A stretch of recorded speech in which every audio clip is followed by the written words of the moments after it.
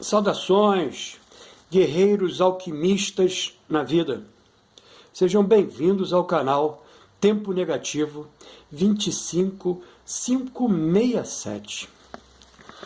Hoje é meu dia solar 22451, onde se conclui que são faltantes 3116 dias solares para esse ego que vos fala cumprir com seu processo de individuação, atribuído conjuntamente com outras consciências, para dar desempenho desse projeto aqui, durante esse movimento encarnatório. Pois bem, hoje é meu ensaio 16 de novembro de 25, onde eu produzi 929 palavras. Neste ensaio, do meu processo de individuação, transitarei pelo eu. Em Erasmo de Roterdã, tentando conciliá-lo com os eus, de eus no plural,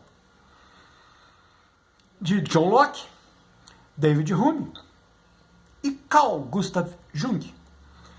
Os três que, por um acaso, fiz a apresentação no último ensaio, cada um dentro da sua própria visão desse eu, para dentro de um contexto, principalmente de época de transformação, que cada um deles obrigatoriamente fizeram as suas entregas extremamente válidas para esse processo que a gente imagina de evolução. Eu gosto de usar bastante esse termo, imaginação, porque ele está obrigatoriamente dentro da nossa mente. Apesar de ter havido registros escritos, às vezes até fotográficos, ele se encontra obrigatoriamente dentro de um ferramental, digamos assim, de percepção, que obrigatoriamente tem um pano de fundo que é a mente. Então, dentro dessa linha, eu trouxe de novo eles três, mas para discutir atemporalmente com o Erasmo e a posteriori com Hume e com Schrödinger. Então, que é legal pra caramba, dentro dessa perspectiva de cada um faz a sua entrega de acordo com o que eles estão preparados para fazer. O nosso grande trabalho aqui é identificar todas essas linhas e, de alguma sorte, ecleticamente falando, retirar de cada uma delas e fazendo um grande mosaico, para que possamos, cada um de nós, dentro do nosso processo de individuação, dar o salto, que é a nossa grande meta, dentro do procedimento encarnatório. Pois bem, então, tentando conciliá-lo com os eus de John Locke, David Hume e Carl Gustav Jung, para finalizar com os eus de Hume e Schrödinger. Assim, inicio como uma provocação de Erasmo de Roterdã, na sua principal obra, Elogio da Loucura, que eu também tenho ali, que é um dos meus livros assim de consulta eterna, Eu acho mágico, essa ideia do Moria, do Moria a nível latino, que seria a ideia da loucura, Eu acho que a loucura, ela é transcendente, ela é superior. E aí, por isso, inevitavelmente, ela precisa ser, dentro de um contexto mundano inferior, ela precisa ser distanciada. Então, inevitavelmente, é algo que, só fazendo um comentário rápido, mas bem rápido, uma leitura assim que eu peguei em algum momento, acerca de, não vou saber precisar, cerca de 40 anos atrás, havia especificamente um estudo, também não vou saber agora te direcionar, porque não estava dentro, só veio aqui um insight, não estava dentro desse procedimento da apresentação desse ensaio, mas havia dentro dos manicômios uma imagem que chamava muito a atenção dos psiquiatras, que era exatamente algumas daquelas pessoas, não era a grande totalidade, né? Mas algumas daquelas pessoas andavam, né, dentro do espaço interno comum, né, do manicômio, com a mão assim, ó. E eles não entendiam, basicamente, do que se tratava aquilo, né? E passado 40 anos, né, alguém que pegou esses escritos, né, se debruçou sobre isso e identificou uma leitura, atente para tal, uma leitura de inscrição atemporal, onde aqueles que são transcendentes, que conseguem ver além do universo material, olharam esses caras que você vê hoje, dia 16 de novembro de 25, com o celuleba deles na mão, andando no ônibus, andando na rua, correndo, andando de carro, o tempo todo. Então, quem é o louco? Isso eu deixo você responder. Vamos voltar assim. Assim, inicio com uma provocação de Erasmo de Roterdã, na sua principal obra, Elogio da Loucura, produzida na Inglaterra no ano de 1509. Nada disso se conhecia no século de ouro, que seria o século V, né? Em que, sem método, sem regra, sem instrução, os homens viviam felizes, segundo Erasmo, guiados pela natureza e pelo próprio instinto. Com efeito, que utilidade teria naquele tempo a gramática? Havia apenas a linguagem. E ainda assim, só era falada para exprimir o pensamento. No meu ensaio está grifado, né, letras maiúsculas, que é o grifo nosso, pensamento. Não havia necessidade lógica, porque, tendo todos os mesmos raciocínios, também grifado em letras maiúsculas, grifo nosso, pensamento, raciocínios. As divergências de opinião não provocavam discussão alguma. Não se conhecia retórica naquela idade pacífica. Terceiro grifo nosso, pacífica. Letras maiúsculas. Em que não havia nem processos, nem conflitos, nem discurso. Tudo isso para Desidério Erasmo, mais conhecido como Erasmo de Roterdã. Nessa época, os legisladores eram inúteis, porque, reinando os bons costumes, não havia necessidade de leis. Além disso, aqueles mortais eram religiosíssimos, motivo porque não ansiavam por investigar com ímpia curiosidade os segredos da natureza, convencidos de que, a um pequeno inseto como o homem, não é lícito ultrapassar os estreitos limites de sua capacidade. Não quebravam a cabeça com a pesquisa das dimensões, dos movimentos, dos efeitos, das origens ocultas dos astros. Também não lhes passava pela imaginação, quarto grifo, imaginação, em letras maiúsculas, grifo nosso, a impertinente ideia de querer saber o que se acha além dos céus. Mas, aos poucos, foi desaparecendo a inocência. Sexto e último grifo nosso, letras maiúsculas, inocência, do século ouro. Erasmo de Roterdã, Elogio da Loucura, Inglaterra, 1509, página 47. Agora, transito pela tentativa de conciliar esses nossos 6 grifos em Erasmo com as ideias de arquétipos, também letras garrafais, maiúsculas, estruturas universais inatas, segundo Jung, e a noção de tábula rasa, também letras garrafais, maiúsculas. A mente como folha em branco, segundo Locke e Hume. Em Locke e Hume, a mente é argila pura, moldada apenas pela experiência. Em Jung, a mente é argila com formas inexistentes. E a experiência só revela ou preenche essas formas. Ou seja, Locke nos ensina a valorizar a experiência sensível. Rumi nos mostra que o eu é uma narrativa construída.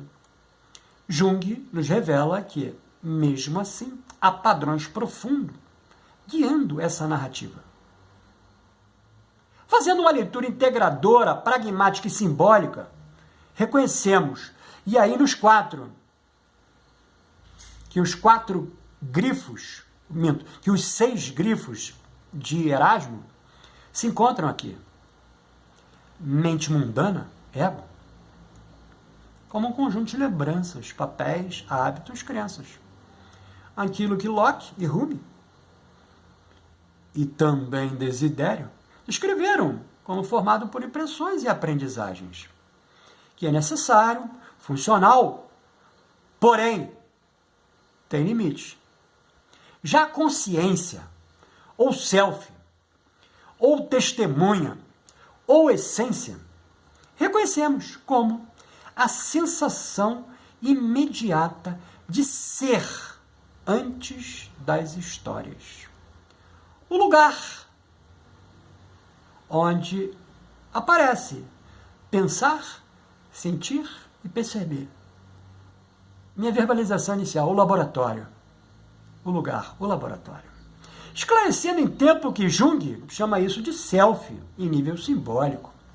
O que outras tradições espirituais denominam de consciência pura, testemunha ou Atman. Neste momento, tentamos aglutinar esses pontos através de percepção e prática das 3 camadas do ser. Quais são essas 3 camadas do ser que a gente está aqui tentando discutir, né? A gente está tentando discutir de alguma sorte, né? Estamos tentando discutir cérebro, estamos tentando discutir mente, estamos tentando discutir consciência, né? Aqui dentro do canal a gente já tem uma dualidade, né? A gente já não trabalha mais com a tripartição, que também é uma discussão a posteriori. Mas aqui especificamente, esse movimento que a gente pensou em trazer, né, para a comunidade que nos acolhe, né, com muita boa energia, por nós de acolhida, né, nós tentamos aglutinar esses pontos através da percepção e prática das 3 camadas do ser, percebendo em nós mesmos o conteúdo aprendido. Isso é do Locke. O fluxo de percepções. Isso é do Rumi. As estruturas arquetípicas. Isso é do Jung. Como prática, propomos listar o que foi escrito em nós através de Locke, né? Seria um alto exercício, né, que nós, de alguma sorte, aqui estamos propondo, né, dentro desse movimento, né, vibratório, desse nosso dia solar 22451, para que as outras consciências, né, que nos assistem se sintam motivadas ou sincronicamente, né, se sintam atraídas para fazer exatamente isso a nível único e exclusivamente de autodescoberta. Pois bem, então, a ideia por nós propostas de prática seria que listássemos o que foi escrito em nós através de Locke, observássemos o que flui agora através de Rumi e, por fim, reconhecer as formas invisíveis que se repetem, porque elas se repetem. A gente pode não perceber. Jung tem uma fala maravilhosa, né, que eu mandei tempo para trazer para mim o conhecimento, né? Ele escreve basicamente, né, falou também em vários congressos, né, várias apresentações, mas ele escreve isso da seguinte forma: enquanto você não tornar o seu inconsciente consciente, você vai acreditar que isso que você passa hoje é um atributo do destino.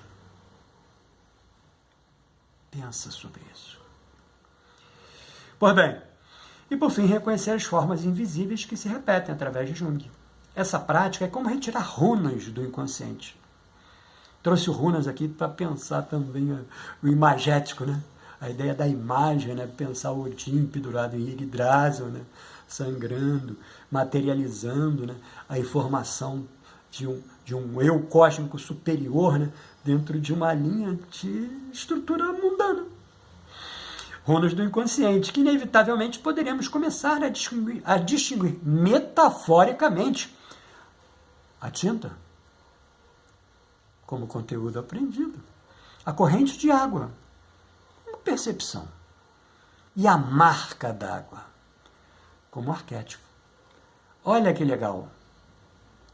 Essa prática regular redundará com o tempo na sensação de eu superior e eu mundano, né? Aí aglutinado, né? Eu, letras garrafais, eu, letra minúscula, sou mais do que a história, tornando-nos mais estáveis e orientando nossas decisões com outro peso. Menos medo, mais propósito. Escrito de outra forma, compreender o eu, e aí eu estou me direcionando ao self, né? Essa consciência, ao Atma, né? Não é uma simples atividade intelectual ou uma busca espiritual solitária. Ele é o enigma primordial. A pergunta sem resposta. A chave que abre as portas dos mistérios mais profundos da nossa existência, como foi grafado no templo de Apolo, em Delfos. Conhece-te a ti mesmo. Finalizo esse ensaio do meu processo de individuação em 2 movimentos distintos e complementares. O primeiro, as reflexões do poeta sufi persa Maulana Jalaladdin Maomé, ou apenas Rumi, do século XIII, que podem nos ajudar a compreender essa ideia. Ele disse: você não é uma gota no oceano. Você é o oceano inteiro em uma gota. Esse paradoxo poético nos faz confrontar a sublime contradição que nos aguarda. Cada consciência, cada eu, carrega consigo o reflexo de toda a existência e, ao mesmo tempo, permanece única, irrepetível e distinta. Rapidamente, insight. Carl Sagan escreveu: se por um acaso, em algum momento, você identificar alguma contradição que é feita para consigo, releve. Em todos esses universos, só vai existir uma única consciência que assim pensa. Ela é a sua. E Schrödinger vai complementar isso agora, nesse meu movimento. E no segundo movimento de finalização, abandonando certezas e abrindo as portas da mente para o impossível, ousamos olhar para além do véu da ilusão. Pois, como afirmou o físico quântico Erwin Rudolf Joseph Alexander Schrödinger, o número total de mentes é apenas um. Na verdade, existe apenas uma mente. Cara, isso é muito maneiro. E assim nos encontramos imersos em um labirinto de paradoxos, onde cada fio que o compõe é uma pergunta que tem desafiado as mentes mais brilhantes ao longo dos séculos, desde as misteriosas margens da Grécia Antiga até os efervescentes cafés na Europa iluminista. O eu, maiúsculo, grifado, asfiado, tem se revelado um enigma que parece escapar da compreensão plena da razão humana. Então, ficou interessado nessa verbalização? Escreve aqui nos comentários sua opinião e me adiciona no WhatsApp informado aqui também na descrição desse vídeo, que estamos disponibilizando em PDF pelo valor simbólico de R$ 11,18, né? Que não me furto comentar de um valor magnético extremamente elevado para esse elo, que vos fala que é o 318, né? Formando o 11, né? Esse aqui, senhores, o método terapêutico para psique, em PDF aqui já impresso, para que cada um dos senhores possa, de alguma sorte, né, se sentindo, vamos dizer assim, atraídos, né, por esse movimento de autodescoberta, de autotransformação, de autoconhecimento, né, de autorrealização dentro de um processo mundano, né, porque esse exercício é mundano, né, você adquire por R$ 11,18, se me adicionando no WhatsApp e fazendo essa solicitação, que de uma forma assim, bastante elementar para nós, magnética, vibracional, energética, nós propomos, ao fazer essa construção, que em contextos terapêuticos pudesse acompanhar e auxiliar outros guerreiros alquimistas na vida, a lidar com emoções difíceis, traumas e outros desafios emocionais que vamos, de alguma sorte, juntos buscar o nosso equilíbrio. Você me vê no próximo vídeo.